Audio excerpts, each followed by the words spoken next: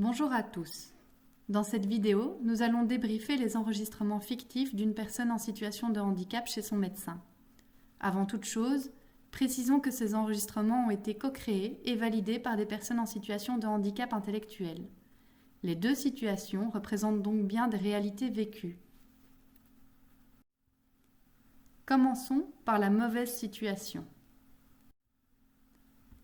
Immédiatement, vous aurez sans doute noté les signes d'impatience du médecin qui font pressentir que la consultation doit aller vite.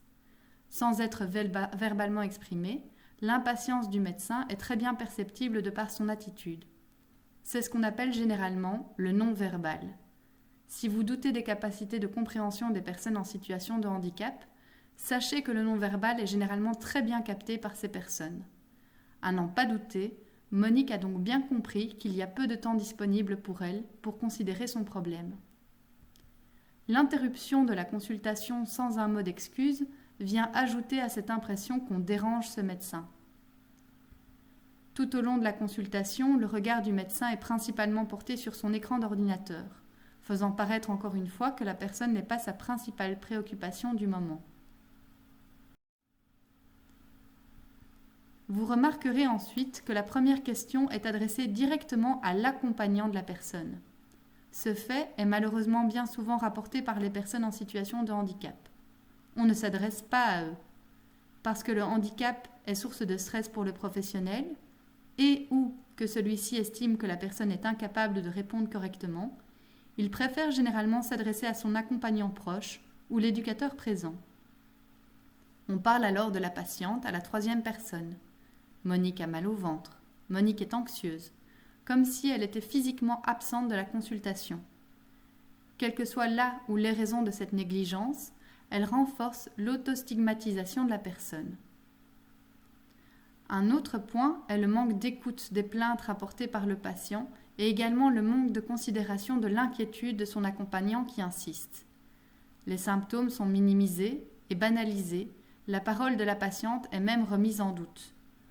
Le médecin exprime à plusieurs reprises des jugements vis-à-vis de celle qui exagère ses douleurs au ventre et qui ferait mieux d'aller voir un psychiatre, ou qui se montre négligente du fait d'avoir continué à fumer en dépit de ses avertissements. La phrase « je connais mon métier » vient attester ici de l'asymétrie de la relation. Le médecin sait et le patient ignore.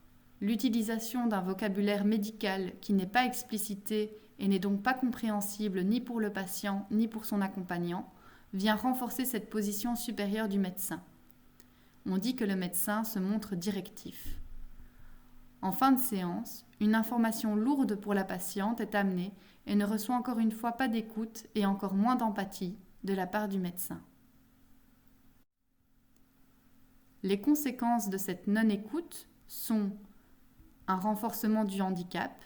La personne internalise encore davantage la croyance comme quoi elle ne sait pas et que ses besoins de santé sont illégitimes. Et le risque évidemment de ne pas écouter le patient et de passer à côté d'une information essentielle et de commettre une erreur médicale. Voyons maintenant ce que nous considérons comme une meilleure interaction. Dans cette seconde vidéo, d'emblée, le médecin s'adresse à la personne, lui pose des questions ouvertes afin d'explorer comment elle se sent. Le médecin sollicite également l'avis de l'accompagnant en vue de compléter certaines informations si c'est nécessaire. Mais le focus de la conversation revient toutefois rapidement sur la patiente et le médecin est centré sur son vécu. Il est également attentif au rythme de la patiente et lui laisse le temps nécessaire pour répondre. On remarque qu'à plusieurs reprises, le médecin répète et reformule les paroles de la patiente. Cela lui permet de vérifier s'il a bien compris. Il invite également la personne à compléter si nécessaire. Tout au long de la consultation, les plaintes de la patiente sont à chaque fois prises au sérieux. Les conséquences de cette écoute sont un sentiment de considération du patient qui légitimise sa parole et son vécu, et aussi un sentiment de considération de l'accompagnant. Un temps de consultation qui n'est pas forcément plus long, car comme vous l'aurez peut-être constaté, le patient et l'accompagnant ne doivent pas répéter les informations plusieurs fois afin d'être directement écouté.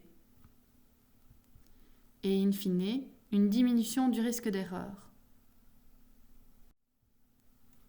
Pour plus d'informations concernant l'ancrage et les techniques à employer pour mettre en place une écoute active avec vos patients, je vous invite à regarder la vidéo de présentation de Jacques Dumont.